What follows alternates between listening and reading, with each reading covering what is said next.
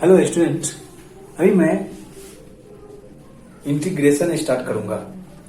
जो third part है basic math का, तीसरा पार्ट है, ठीक है ना। फर्स्ट पार्ट क्या था? वेक्टर था, दूसरा डिफरेंशिएशन और तीसरा इंटीग्रेशन है, ठीक ना। तो देखिए इंटीग्रेशन क्या होता है। डिफरेंशिएशन में तो मैं बहुत सारा बातें डिस्कस किया था, मैं 4 लेक्चर उसमें तैयार कराया। तो उसको एक एक करके एक के बाद एक सीरीज वाइज, सीक्वेंस वाइज सारे को देखना चाहिए, ठीक है ना। सारे लेक्चर को देखिए, उसके बाद आपको फिर इंटीग्रेशन भी समझ में आ जाएगा। तो ये डिफरेंशिएशन से ही रिलेटेड पॉइंट होता है इंटीग्रेशन। बिना डिफरेंशिएशन समझे इंटीग्रेशन नहीं समझ में आएगा। तो देखिए इंटीग्रेशन में क्या होता है, डिफरेंशिएशन का जस्ट रिवर्स होता है। इंटीग्रेशन मीन्स इंटीग्रेट करना, है ना।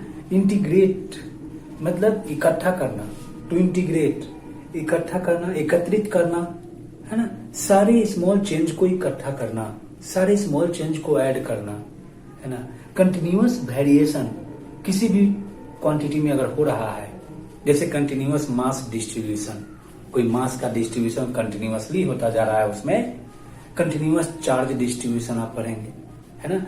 तो कंटिन्यूअस वेरिएशन के केस में ऐड करने के लिए, सारे स्मॉल चेंज को ऐड करने के लिए इस इंटीग्रेशन का यूज किया जाता है। इंटीग्रेशन का कुछ सिंबल होता है, समेशन मार्क बोलते हैं, है ना।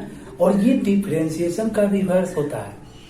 डिफरेंशिएशन में जो आपने किया कि किसी भी क्वांटिटी को तोड़कर छोटे छोटे पार्टिकल में डिस्ट्रीब्यूट कर दिया, छोटे छोटे पार्टिकल में, उन सारे छोटे छोटे इंटीग्रेशन में सारे छोटे छोटे पार्टिकल को ऐड करना है ना, इंटीग्रेट करना है, सबको इकट्ठा करना है, ये इंटीग्रेशन है। इसके लिए प्रोसेस होगा। देखिए मैं मान लीजिए कि मैं इस पेन को तोड़कर बहुत छोटे छोटे पार्टिकल में डिस्ट्रीब्यूट कर दिया। इसके एक पार्टिकल का मैं मेजर करने चलूं, मापने चलूं कि एक पार्टिकल का मेजरमेंट क्या है, तो उसको मैं क्या बोल सकता हूं? dy/dx। डिफरेंशिएशन में आपने पढ़ा था ना, dy/dx ना। उस एक पार्टिकल में अगर दूसरे पार्टिकल को मैं जोड़ूंगा तो वो क्या होगा? 2dy/dx होगा। तीसरे पार्टिकल को जोड़ूंगा तो 3dy/dx होगा। तो इस तरह से सारे dy/dx को हम ऐड करेंगे, इंटीग्रेट करेंगे, तो हमें इंटीग्रेशन मिलेगा, ठीक ना। इंटीग्रेशन यही होता है। इनफाइनाइट पार्टिकल, इसको जब तोड़ेंगे तो इनफाइनाइट पार्टिकल हो सकता है ना, ये तो पाउडर बन जाएगा। पाउडर के फॉर्म में एक एक पार्टिकल को जब आप ऐड करेंगे तो ये इनफाइनाइट, ये पार्टिकल्स का सम हो जाएगा वो। तो इनफाइनाइट पार्टिकल्स के सम को ही इंटीग्रेशन कहते हैं, ठीक ना। सम ऑफ ऑल स्मॉल चेंजेस, सारे स्मॉल चेंजेस के सम को कहा जाता है इंटीग्रेशन। ये डिफिनेशन आपके माइंड में सेट, ये सेंस आपके माइंड में हमेशा होना चाहिए, क्योंकि इंटीग्रेट करने से हम क्या पाते हैं। आपने देखा, मैंने कहा कि डिफरेंशिएशन क्या था? रेट ऑफ चेंज था। तो रेट ऑफ चेंज का इनवर्स होता है आपका ये इंटीग्रेशन। रेट ऑफ चेंज का इनवर्स होता है। तो रेट ऑफ चेंज में आपने देखा क्या था? वो तो वेरी स्मॉल चेंजिंग था ना। तो उसका वो वेरी स्मॉल चेंजिंग, और इसमें इंटीग्रेशन में क्या होगा? सारे स्मॉल चेंजिंग का सम होगा। जितना इसी को मैंने स्मॉल चेंजिंग यानी सारे छोटे छोटे पार्टिकल में हमने तोड़ दिया, और इन सबको जो इसको तोड़ देना डिफरेंशिएशन था, रेट ऑफ चेंज था, और उन सबको सारे टूटे हुए पार्ट को जोड़ना इंटीग्रेशन होता है। इनफाइनाइट पार्टिकल्स को ऐड करने की इवेंट को कहा जाता है इंटीग्रेशन, ठीक ना। तो हम क्या कह सकते हैं? क्या dy/dx is a new function, इसको मान सकते हैं? क्योंकि dy/dx अगले नेक्स्ट पार्टिकल के रेस्पेक्ट में चेंज होता जा रहा है ना। एक पार्टिकल इंक्लूड कर रहे हैं तो 2dy/dx हो रहा है, दूसरे पार्टिकल को जोड़ रहे हैं तो 3dy/dx, 4dy/dx, 5dy/dx, है ना। उस पार्टिकल के रिस्पेक्ट में ये चेंज होता जा रहा है, तो ये न्यू फंक्शन हो जाएगा। dy/dx is the new function of x मानेंगे, ठीक ना। देखिए अभी मैं इंटीग्रेशन की चर्चा करता हूं। इंटीग्रेशन,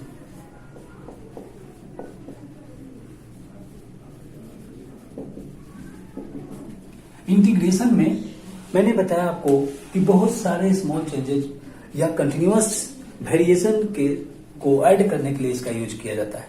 ये डिफरेंशिएशन का इन्वर्स होता है। जैसे आपने देखा कि rate of change of distance covered निकालते हैं तो हमें क्या मिलता है? स्पीड मिलता है। Rate of change of distance covered से हमें स्पीड मिलता है। लेकिन अगर स्पीड हो और हमें डिस्टेंस कवर्ड पता करना हो तो हम क्या करेंगे? उसका इन्वर्स करेंगे। उसका इन्वर्स क्या होता है? डिफरेंशिएशन का इंटीग्रेट करना पड़ेगा। वेलोसिटी, अगर कहीं पे वेलोसिटी गिवन है और कह रहा है कि आपको डिस्प्लेसमेंट निकालना है तो क्या करेंगे? फिर उसका इन्वर्स करेंगे। वेलोसिटी का इंटीग्रेट करेंगे तो अभी हमको डिस्प्लेसमेंट मिलेगा। समझ रहे बात? तो यही इतनी ही सी बात है।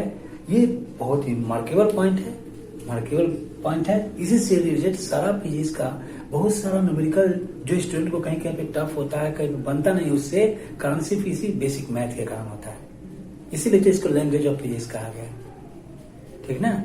जहां भी चेंजिंग आएगा, चेंज की बात जहां भी हुई वहां पे डिफरेंशिएशन इंटीग्रेशन आना ही है। और अगर डायरेक्शन की बात आएगी तो वेक्टर क्वांटिटी आएगा। और सारा फिजिक्स का सारा चैप्टर इसी तीनों से जुड़ा हुआ है। इसके बिना कोई भी पॉइंट नहीं समझा जा सकता है। अगर हम इसे अच्छी तरह समझ रहे हैं तो हमें कोई भी पॉइंट समझ में आ जाएगा। ठीक, लिखिए इंटीग्रेशन में देखिए क्या क्या होता है। इसको मैं जरा लिखवा लेता हूं। इट इज इनवर्स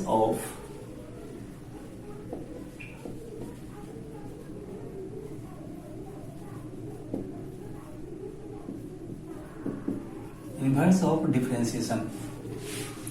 ठीक, नेक्स्ट होगा it is used to add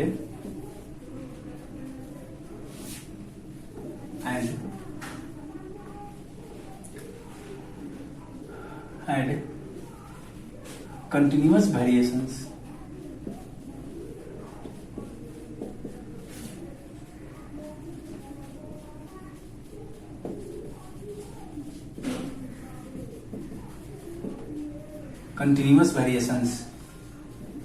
that is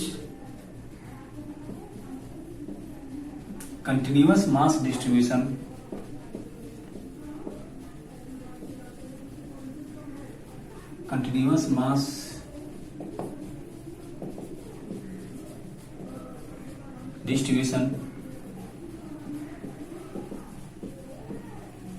continuous charge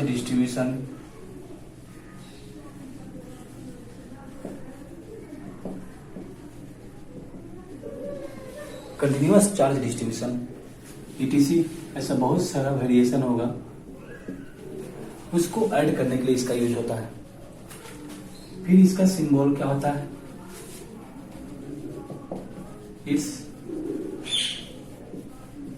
symbol is this.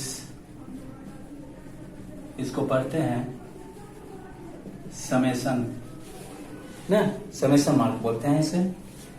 फिर नेक्स्ट होता है इनवर्स ऑफ इंटीग्रेशन होता है। अब देखिए नेक्स्ट पॉइंट इसमें क्या होगा कि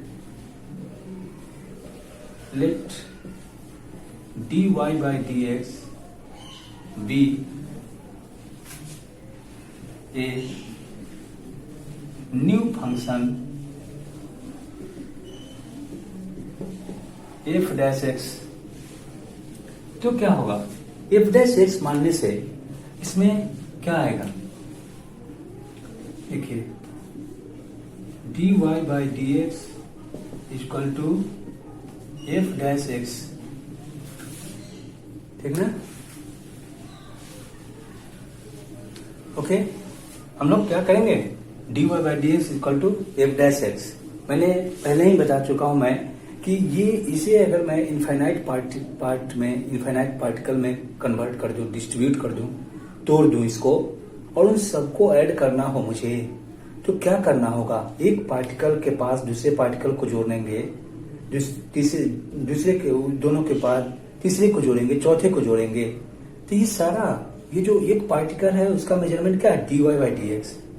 उसको दूसरे तीसरे पार्टिकल के रिस्पेक्ट में ये क्या हो रहा है, ये इंक्रीज करता जा रहा है ना, दूसरे को जोड़ रहे हैं, तीसरे को जोड़ रहे हैं, चौथे को जोड़ रहे हैं, तो नंबर ऑफ पार्टिकल्स के रिस्पेक्ट में ये dy/dx इंक्रीज करता जा रहा है। ऐड होने के बाद इंटीग्रेटेड होता जा रहा है, ठीक ना, इंटीग्रेट होता जा रहा है, तो ये इंक्रीज करता जाता है।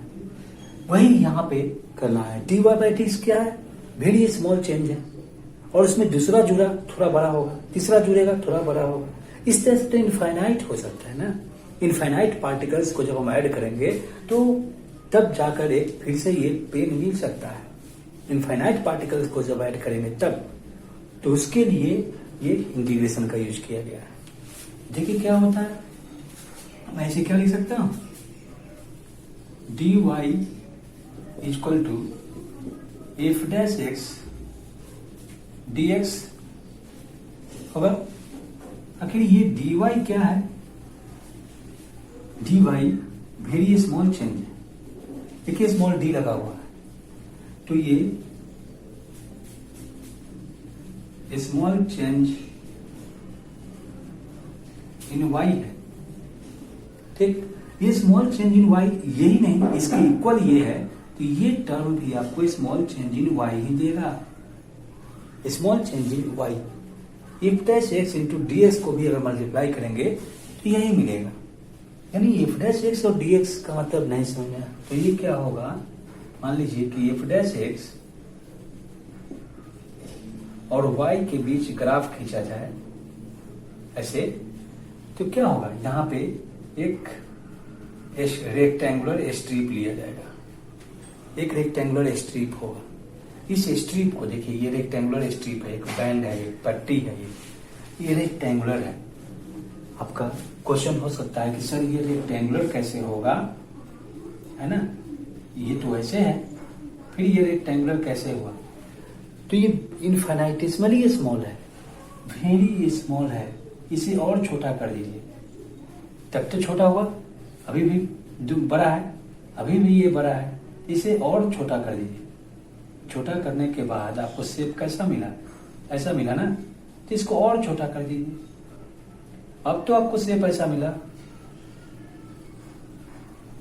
अब तो ये शेप रेक्टेंगल है ना ये, तो ये रेक्टेंगुलर शेप, रेक्टेंगुलर स्ट्रिप होता है। रेक्टेंगुलर स्ट्रिप की एरिया जब हम निकालते हैं f', यहां से यहां तक क्या है, यहां से यहां तक f' है, और ये क्या है, dx। ये लेंथ और विड्थ को जब हम मल्टीप्लाई करेंगे तो हमें क्या मिलेगा, इसका एरिया मिलेगा। इस एरिया से हमें क्या मिलेगा, very small change in y मिलेगा। स्मॉल चेंज इन y हमें ग्राफ अगर दिया हो तो उसकी एरिया निकालने से मिलता है, ठीक ना, एरिया से उसको उसका इंटीग्रेशन मिल जाता है, ठीक।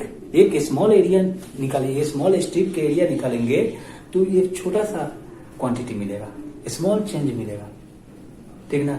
और सारे स्मॉल चेंज को अगर जोड़ेंगे, बहुत सारे का एरिया अगर निकालेंगे, एक तो बड़ा सा रेक्टेंगुलर एरिया निकालेंगे, रेक्टेंगुलर स्ट्रिप का एरिया निकालेंगे, तो वो उसका टोटल मिलेगा, तभी टोटल मिलेगा।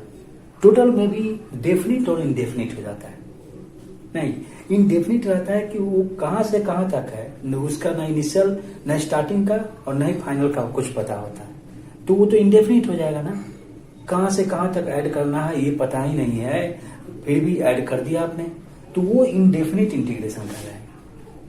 लेकिन कहीं आपको अगर इनिशियल स्टार्टिंग पॉइंट और फाइनल पॉइंट दिया हो, उसके बीच जब आपको ऐड करना है तो वो आपको देगा कैसा, वो डेफिनिट इंटीग्रेशन देगा। इसी के बेसिस पे इंटीग्रेशन को दो पार्ट में क्लासिफाई किया गया, डेफिनिट इंटीग्रेशन और इनडेफिनिट इंटीग्रेशन होता है, ठीक। तो पहले इस छोटे से पार्ट को मुझे ऐड करना है, इंटीग्रेट करना है, इसको मैं क्या करूंगा, तो देखिए, ठीक,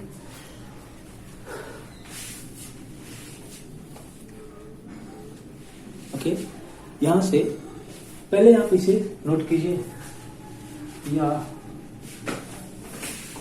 यहां से देख लो आप, देखो यहां से क्या होगा, मैं इसे और क्या कर लिख सकता हूं,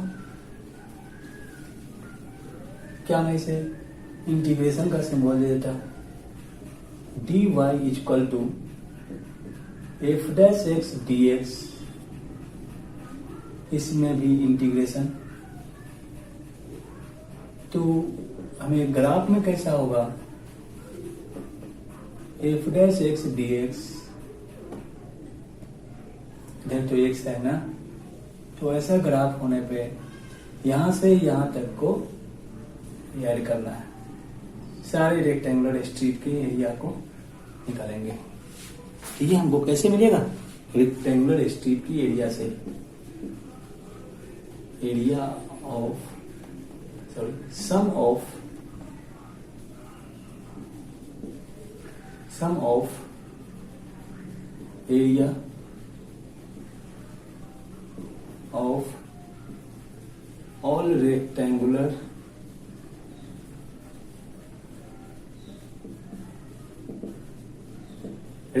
स्ट्रिप्स। इन सब का एरिया निकालने से क्या मिलेगा, टोटल चेंज इन वाई मिलेगा। ये सब मुझे क्या देगा, टोटल चेंज इन वाई। इसे मैं लिख सकता हूं यहां, क्या लिखेंगे हम, देख लो आप, ये क्या है, टोटल सम, टोटल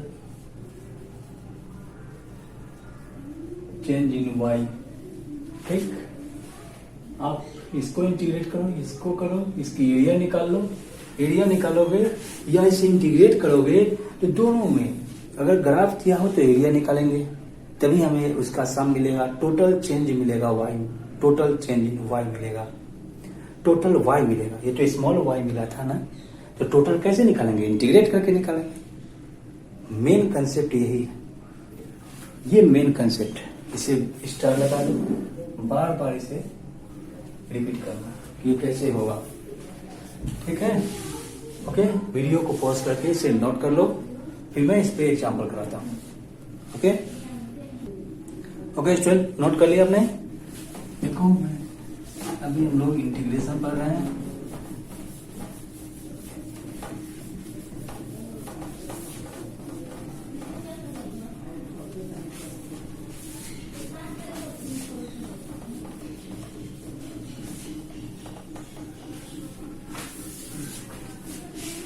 अब इंटीग्रेशन का दो पार्ट होता है,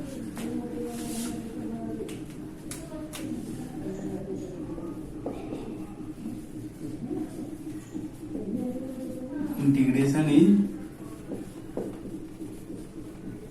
टू टाइप्स। एक नंबर में होगा indefinite integration,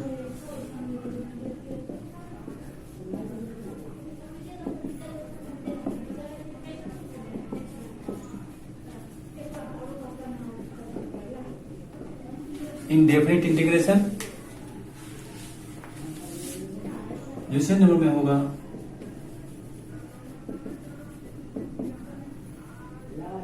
definite integration.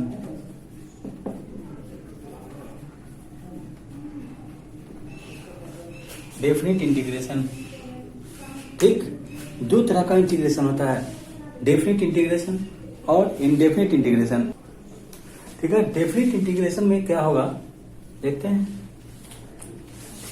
Indefinite integration में सॉरी,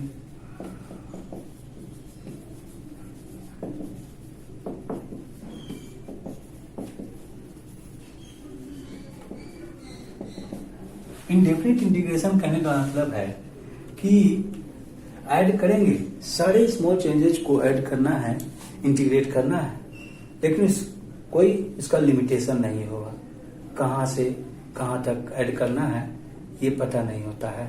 तो ये इनडेफिनिट इंटीग्रेशन कहलाता है। इंटीग्रेशन का कुछ रूल पढ़ते हैं।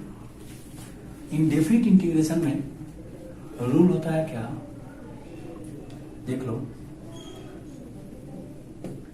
रूल वन होता है कि अगर यहां पे dx गिवन हो तो इस dx तो स्मॉल चेंज इन x है ना, इसमें जब इंटीग्रल मार्क दे दिया गया, सिंबल दिया गया इंटीग्रेशन का, तो इसका इंटीग्रेट होकर क्या बन जाएगा, टोटल हो जाएगा। ये टोटल क्या कहेंगे इसको, x हो जाएगा।